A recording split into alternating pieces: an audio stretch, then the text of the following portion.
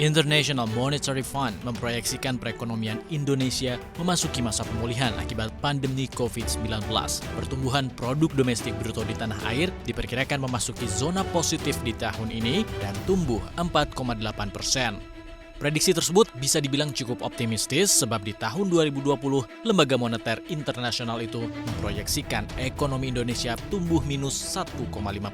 IMF juga meramal perekonomian tanah air akan semakin membaik di 2022 dengan pertumbuhan PDB hingga 6%. Menurut IMF, untuk mengamankan pemulihan yang sedang berlangsung, dukungan kebijakan yang memadai akan sangat penting. Bauran kebijakan makroekonomi yang akomodatif sangat diharapkan, sementara untuk jangka menengah, pemulihan kerangka kebijakan ekonomi makro harus segera diambil, seperti mengembalikan 3% dari target defisit anggaran PDB.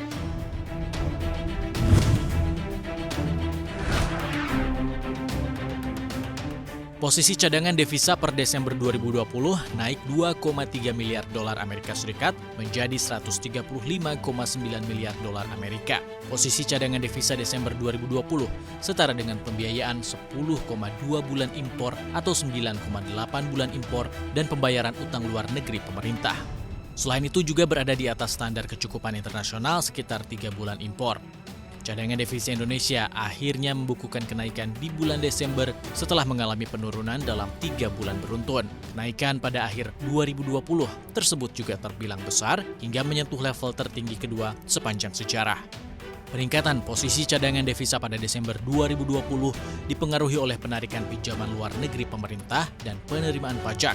Ke depan, Bank Indonesia memproyeksikan cadangan devisa tetap memadai didukung oleh stabilitas dan prospek ekonomi yang terjaga.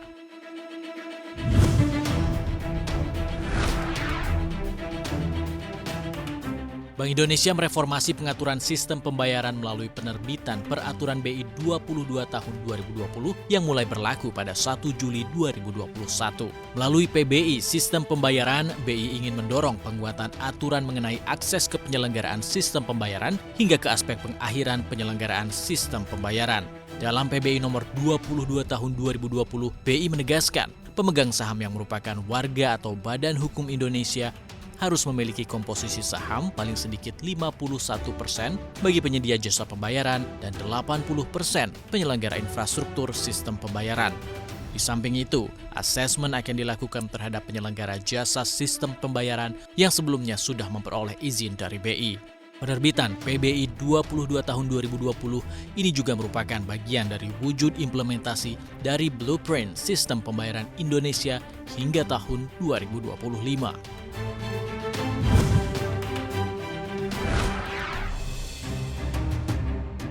Masyarakat lanjut usia alias lansia akan mendapatkan bantuan sosial dari pemerintah sebesar Rp200.000. Bansos ini akan diberikan dalam program Keluarga Harapan. Lansia yang mendapat bansos adalah penduduk miskin terdaftar dalam data terpadu kesejahteraan sosial. Kriteria lainnya merupakan penduduk Indonesia berusia 70 tahun ke atas. Penyaluran bansos lansia sama halnya dengan PKH lain, yaitu melalui transfer rekening secara tunai. Penyaluran dilakukan oleh bank-bank negara, namun menurut Menteri Sosial Tri Risma hari ini, ada kemungkinan bansos akan diantar langsung ke rumah sehingga para lansia tidak perlu mengambil sendiri di bank. Pencairan bansos PKH akan dilakukan dalam 4 kali dalam setahun, masing-masing pencairan berjeda waktu 3 bulan, yaitu pada Januari, April, Juli, dan Oktober 2021.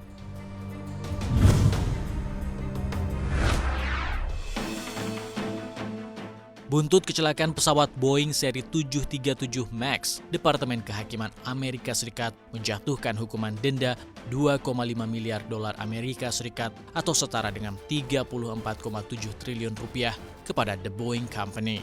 Departemen Kehakiman Amerika Serikat menyatakan Boeing tidak transparan dalam memberikan informasi ke Administrasi Penerbangan Amerika Serikat atau The Federal Aviation Administration terkait penyebab kecelakaan pesawat produksi mereka Boeing seri 737 MAX yang digunakan oleh Lion Air dan Ethiopian Airlines.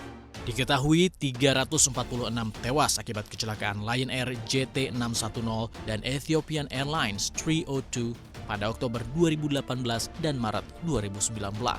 Keputusan Departemen Kehakiman AS ini mengakhiri penyelidikan 21 bulan terhadap 737 MAX.